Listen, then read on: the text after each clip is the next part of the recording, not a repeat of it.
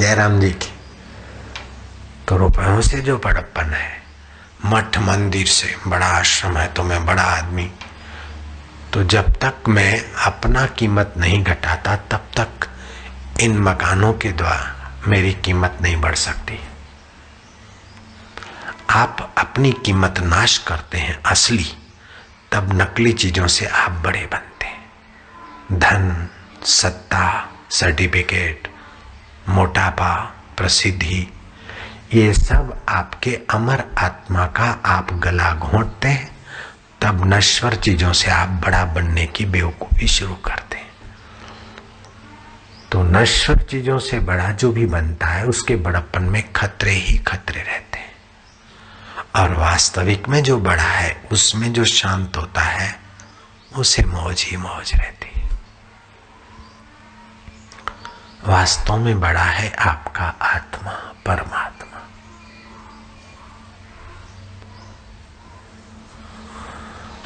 भगवान कृष्ण कहते हैं, मन मना भव मद भक्तो मध्याजी माम नमस्कुरु मामे वैशे संयुक्तेव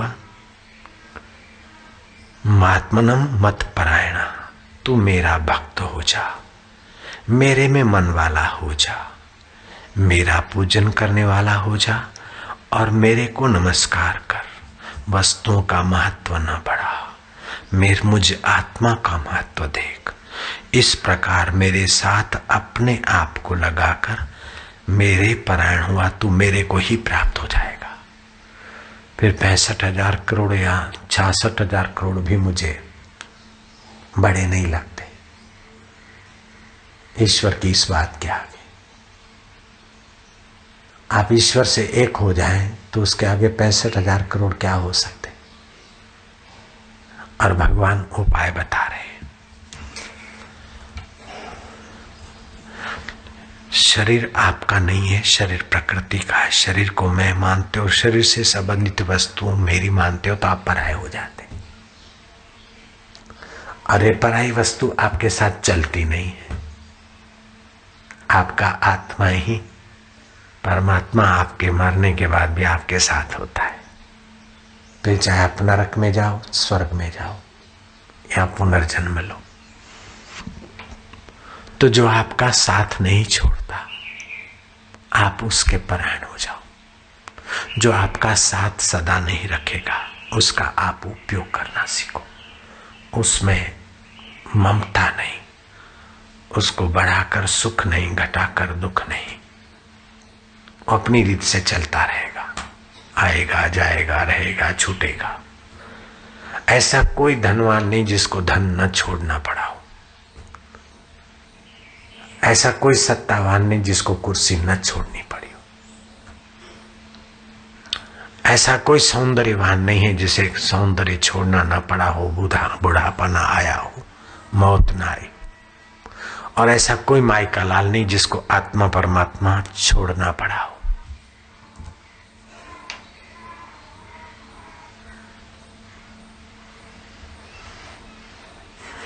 मन मना भवा, मेरा ज्ञान प्राप्त कर। मद भक्तो भवा, मुझे जानकर मेरे साथ एकाकार, विभक्त मत हो, एकाकार हो जा। मेरा आत्मा तेरा आत्मा, मेरा मैं तेरा मैं, एक जान में। भक्त का मतलब ये नहीं बस चिल्लाता रहे सीताराम सीताराम अथवा कृष्ण हरे कृष्ण की पोतड़ी पहन के भगत बन गए तिलक करके, है तो ठीक है, जय सिया राम। यस्य ज्ञानमयम तप, ज्ञान संयुक्त तप। भगवान जो कहते हैं, जो चाहते हैं, जैसा तुम्हें ऊंचा देखना चाहते हैं ऐसा बनने की सूक्ष्म मति गति। कईयों के पास मति होती लेकिन शेयर में, डॉलरों में, रुपयों में, कुर्सी में, उसमें खप जाती।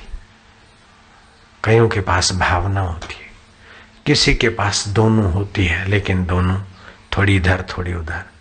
लेकिन जो दोनों को ईश्वर में लगाता है वो इस लोक और परलोक दोनों की बाजी जीत लेता है। केवल आध्यात्मिकता से भी जीवन पूरा नहीं चमकता। केवल लौकिकता से तो जीवन चमकने का तो सवाल ही नहीं है।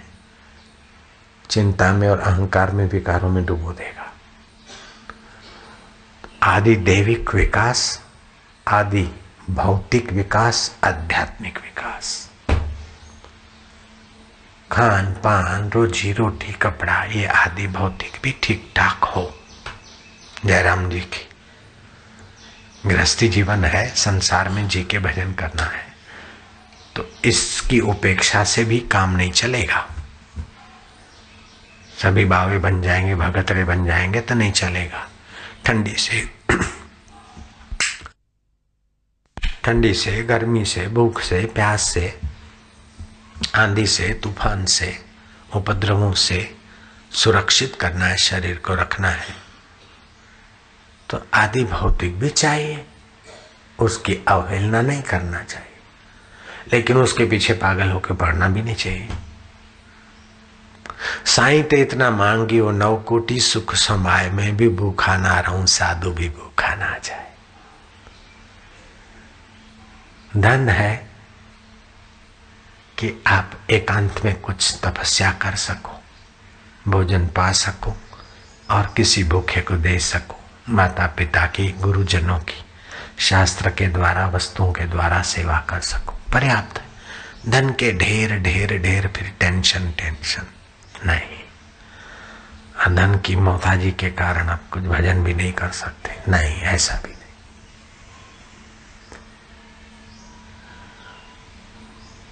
आदि दैविक अगर विश्वास नहीं होगा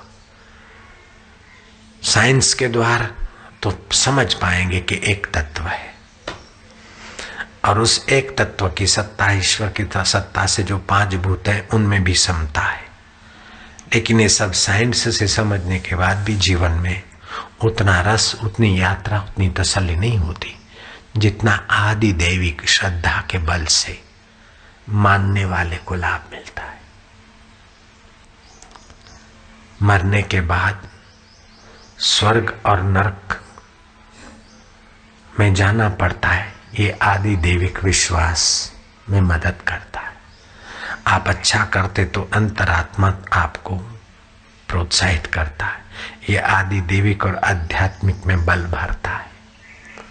आप बुरा करते तो नालत अंदर से आती है, तो ये आदि दैविक सत्ता और आध्यात्मिक सत्ता की खबरें स्पष्ट होती, तो इनको भी मानना पड़ेगा। आदि भौतिक दिखता है, आंखों से, इंद्रियों की पकड़ में आता है। आदि दैविक पवित्र बुद्धि से, पवित्र श्रद्धा से और पवित्र गुरुओं के ज्ञान से आध्यात्मिक समझ में आ जाता है। भगवान कृष्ण साथ में, फिर भी अर्जुन को आध्यात्मिकता की जरूरत है, तो आपको बिना आध्यात्मिकता के गुजारा कैसे चलेगा। जयराम जी।